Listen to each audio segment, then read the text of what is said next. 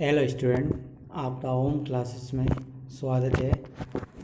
आज से हम नई क्लास शुरू कर रहे हैं जिसमें आपको टीचर संबंधित एग्ज़ाम, चाहे रेट हो, आरटेट हो, all TET exam, CTET, first grade, second grade आदि में आपकी ये साइंस काम आएगी। और स्पेशल रेट एग्ज़ाम संबंधित है आपके स्पेशल और सीटेट संबंधित अधिकांश।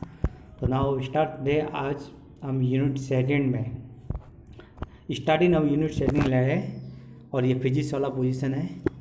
तो यूनिट सेकंड में फिजिक्स में हम बल यानी फोर्स का अध्ययन करेंगे। सबसे पहले बल की क्या परिभाषा होती है? सामान्य शब्दों में अभिकर्षण। अभिकर्षण का मतलब होता है खींचना। किसी दो चीज़ तो आप खींचते हो, जैसे ये दो एक वस्तु ये है और एक वस्तु ये है। जब इन दोनों को आप, जैसे ये पूरी वस्तु है, इन दोनों को आप खींचते हो तो ये क्या कहलाता है? आपका खींचना और प्रसन्न धरता रहना। किसी वस्तु को आप, जैसे ये वस्तु है, इसको आप धरता दे रहे हो तो भी क्या कहलाएगा? बल लगता है। यानी दोनों स्थिति में, इस स्थिति में भी बल लगता है और जैसे ये है, आप रबड़ ऐसे कभी खींचते हो इस टाइप में, ये रबड़ होता है, आप इसको खींचते हो तो वो भी क्या लगता है? खींचना यानी अभिकर्षण। ये दोनों स्थिति में क्या लगता है? बल लगता है। बल एक साधन है जिसके द्वारा स्थिर वस्तु की स्थिति, दिशा, गति, आधार आदि में परिवर्तन किया जा सकता है। यानी बल की सहायता से हम स्थिर वस्तु की स्थिति, पहली चीज स्थिति, दिशा, गति, आधार या आदि में क्या किया जा सकता है? परिवर्तन किया जा सकता है। जैसे उदाहरण के तौर पे देखें तो स्थिर फुटबॉल, ये स्थिर फुटबॉल है, इसको जब कीज मारी जाती है तो ये क्या हो जाती है? गतिशील हो जाती है। यानी बल द्वारा स्थिति में क्या किया अपन ने? चेंज किया, यहाँ से ये आगे जाना शुरू हो जाती है। सेकंड है बल्लेबाज द्वारा अपनी और आती हुई गेंद पर बैट से प्रभाव तो उसकी दिशा में बदलाव करना। जैसे ये बल्लेबाज आपका कह सकते हो, ये बल्लेबाज है, जब इस साइड में कोई बॉल आती है, सीधी इस बल्ले पे आती है तो वो अपनी प्रभाव देता है और ये दिशा में क्या कर देता है? चेंज कर सकता है। यानी बॉल यहाँ से आई और इस दिशा में भेज दी तो उसने क्या किया? बल्लेबाज द्वारा अपनी ओर आती हुई गेंद, ये अपनी ओर आती हुई गेंद पर बैट की प्रभाव करते उससे क्या दिशा क्या कर दी जाती है? चेंज कर दी जाती है। ये सब उदाहरण है। तीसरा है किसी रुई की गद्दी पर बैठने पर उसकी आकृति में बदलाव। जैसे आप रुई तो आपने देखा होता है, ये जैसे ये रुई की गद्दी है, इस पर व्यक्ति कोई बैठता है, जैसे यहाँ कोई व्यक्ति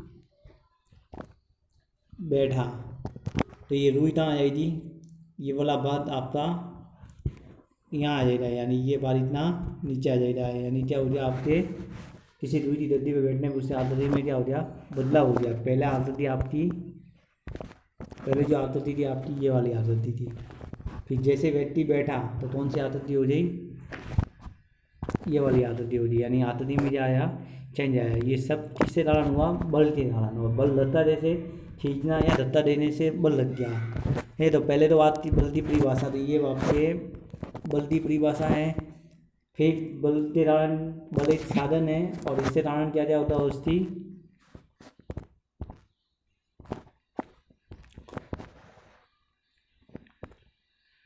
इसमें नहीं ले लेते, सही है। अभी चलो स्टार्ट होता है। हाँ, तो आप पढ़ रहे थे बल एक साधन है जिसके द्वारा उसकी स्थिति, वस्तु की स्थिति, दिशा, गति, आधार आदि में किया जाता है, परिवर्तन किया जाता है। फिर इससे उदाहरण, तो तीन चीज़ें हुई, बल की परिभाषा और इसके कारण क्या क्या कर सकते हो और साथ में आप इससे उदाहरण। फिर आगे बात करें अपने बल के मात्रक। तो बल के मात्रक में पहले बात तो तीन टाइप की पद्धति होती है, MKS, CGS और FPS। और जो ऐसे पद्धति है वही MKS के अंतर्गत आती है। तो ऐसे पद्धति में और MKS पद्धति में बल का मात्रक होता है न्यूटन और उसको N से शो किया जाता है। किससे पद्धति किया जाता है? N से। और CGS पद्धति में होता है डाइन। क्या होता है? डाइन। और FPS पद्धति में होता है पाउंड। तो आपने तीन टाइप की पद्धति, MKS में बोले तो न्यूटन, या ऐसे पद्धति में बोले तो न्यूटन, CGS में डाइन और FPS में पाउंड। अधिकांश प्रश्न इसमें से पूछा जाता है। अगली बार से आप रेड एग्जाम में पूछा था 8 न्यूटन बराबर कितना डाइन होता है, तो 8 न्यूटन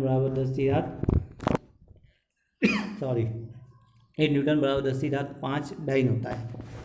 ये तो 8 न्यूटन में डाइन तो बता दिया आपने, पर 8 न्यूटन में पाउंड कितना होता है, तो पाउंड होता है 0.225 पाउंड। ये तो इसमें देखा जाए तो डाइन तो होता है 10⁻5 डाइन, और पाउंड होता है 0.225 पाउंड। ये पाउंड है, पाउंड नहीं पाउंड है, सही है। फिर बात रहे बलौटे पदार्थ, ये मात्रता मतलब होता है मतलब जैसे आपको डाउट हो तो मात्रता मतलब जैसे आप किराने दुकान पे जाते हो तो वहाँ से आप तेल लेते हो, तो तेल आप या तो केजी में लेते हो या लीटर में लेते हो, तो वो चीज़ जैसे तेल तो तोला जाता है लीटर या केजी में ग्राम में तोला जाता है, वैसे ही बल तो इसमें तोला जाता है न्यूटन में, डाइन में, पाउंड में। फिर अपना नेक्स्ट टॉपिक है बलौटे पदार्थ। तो पद्धति में मूलतः 4 प्रकार के बल होते हैं। इतने पदार्थ होते हैं, मूलतः 4 प्रकार के बल होते हैं। विश्व के सभी बल इन्हीं के अंतर्गत आ जाते हैं। जितने भी विश्व में वर्ल्ड में बल है वो सब इन्हीं के अंतर्गत आते हैं। मोस्टली 4 होते हैं। दोनों से विद्युत चुंबकीय बल, फर्स्ट दुर्बल या क्षीण बल, थर्ड है प्रबल बल, और 4 है गुरुत्वाकर्षण बल। एक इनका अध्ययन करते हैं।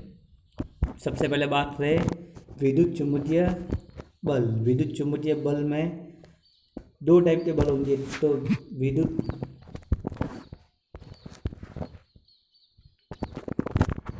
इसके अंदर तो 2 आएंगे। तो आएंगे आपका स्थिर वैद्युत बल, और दूसरा है आपका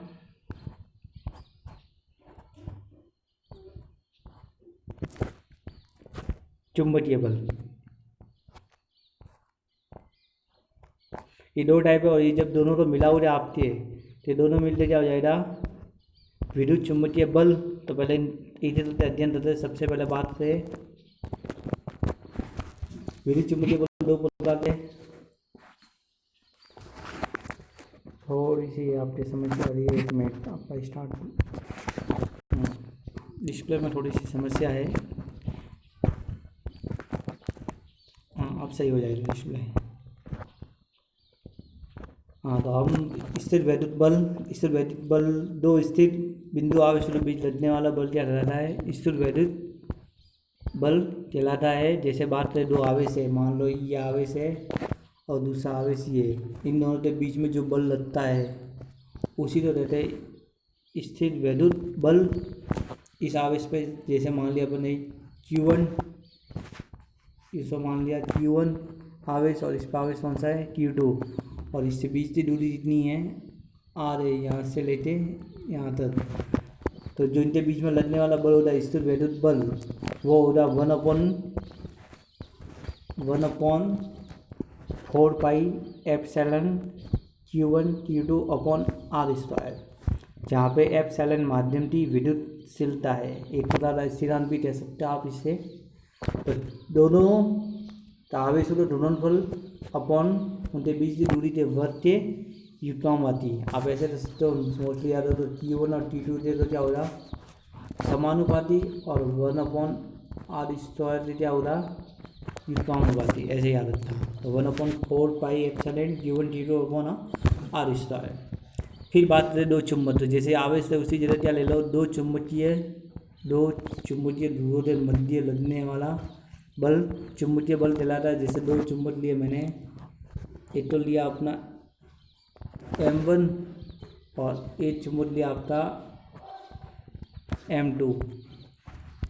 2 चुंबक है, इसे बीच की दूरी कितनी ले मैंने R ले ली पूरी। तो फिर जो इनका मान हो जाए दोनों के बीच में, वो होगा आपका 1/4 पाई mu M1 M2 upon R², जहाँ पे म्यू क्या होता है ध्रुवों के बीच माध्यम की चुंबकशीलता।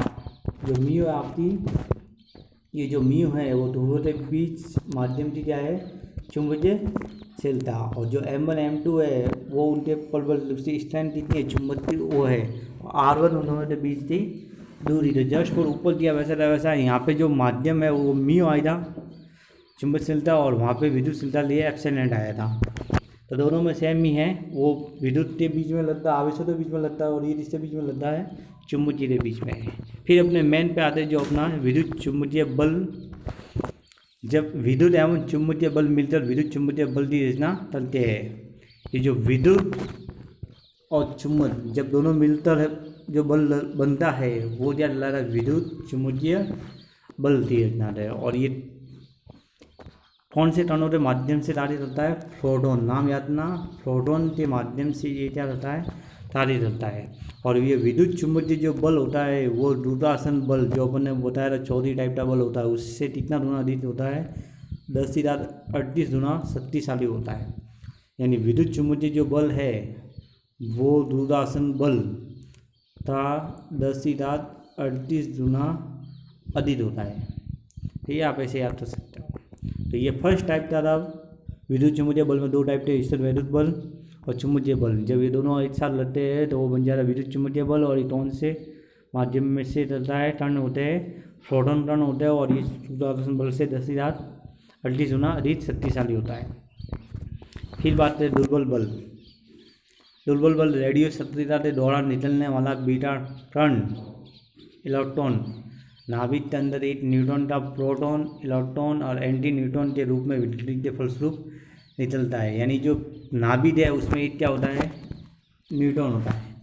न्यूट्रॉन का जब विघटन होता है तो एक तो प्रोटॉन निकलता है, एक इलेक्ट्रॉन निकलता है और एक एंटी न्यूट्रॉन। ये जो इलेक्ट्रॉन होता है इसी को क्या बोलते हैं, बीटा कण बोलते हैं। तो कोई भी नाभिक है उसके अंदर न्यूट्रॉन होता है, न्यूट्रॉन जब विघटित होता है तो एक तो प्रोटॉन निकलता है, एक बीटा कण यानी इलेक्ट्रॉन निकलता है और एक निकलता है एंटी न्यूट्रॉन।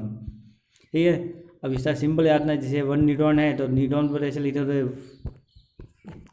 1n0, प्रोटॉन है तो 1p1 और बीटा कण है तो 0 बीटा -1 और एंटी न्यूट्रॉन है तो r बार दे सकते हो।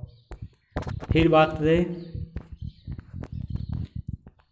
इलेक्ट्रॉन एंटी न्यूट्रॉन, यानी ये जो इलेक्ट्रॉन है और ये एंटी न्यूट्रॉन के बीच पारस्परिक क्रियाशील बलों के माध्यम से होती है। जब इन दोनों कण निकलते हैं तो इन दोनों कणों के बीच जो क्रिया होती है वो पारस्परिक जो क्रिया होती है वो क्षीण बलों तो जो, और ये क्षीण बल ही क्या कहलाते हैं, आपने दुर्बल बल या क्षीण बल देते हैं। इसका परिणाम प्रबल बल का लगभग 10⁻13 गुना बहुत कम होता है। अभी इसके बाद थर्ड जो आएगा प्रबल बल, उससे ये 10⁻13 गुना क्या होता है, बहुत कम, यानी ये अत्यंत अल्प वाला बल होता है, इसलिए इसको क्या बोला जाता है, दुर्बल या क्षीण बल। और इनके द्वारा संचालित क्षय प्रक्रिया अपेक्षा बहुत धीमी गति से, इनके द्वारा जो प्रक्रिया चलती है बहुत ही धीमी धीमी चलती है, एकदम बहुत ही मतलब स्लो स्पीड में चलती है। ऐसा समझा जाता है कि ये बल डब्ल्यू बोसोन नामक कण के आदान प्रदान द्वारा प्रभाव दिखाते हैं। ये जो प्रभाव दिखाता है किसके द्वारा दिखाया जाता है, बोसोन। याद रखना, पहले आया था प्रोटॉन आया था, वो विद्युत चुंबकीय में आया था, और ये जो क्षीण बल दुर्बल बल में कौन आया, बोसोन नामक कण आया उसके द्वारा। ये अत्यधिक लघु प्रवास वाला बल होता है, वैसे प्रवास जैसे होती है अत्यधिक लघु प्रवास वाला बल होता है।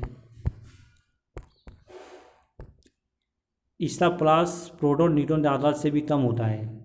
इसका जो प्रवास होता है वो प्रोटॉन और न्यूट्रॉन इन दोनों का जो आघात से भी क्या होता है, कम होता है। तो इसका प्रभाव इंटरनों के अंदर तक ही सीमित रहता है, यानी इनका जो प्रभाव होता है वो अंदर ही अंदर क्या होता है, सीमित रहता है। जैसे आप कह सकते हो तो ये आपका नाभिक है और नाभिक के अंदर क्या होता है, प्रोटॉन होता है। और प्रोटॉन जब विघटित होता है तो तीन चीज़ें होता है, एक तो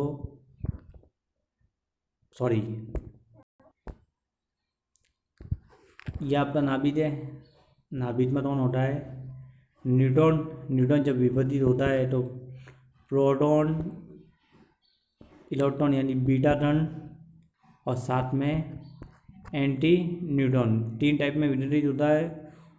और उसके कारण जो ये जो प्रभाव होता है इसका, इन दोनों के बीच में क्या होता है, अत्यधिक क्षीण होता है, जिससे कारण ये अंदर ही अंदर रहता है, ये नाभिक से बाहर भी दर्शाता नहीं है। जैसे आप ऐसे भी कह सकते हो,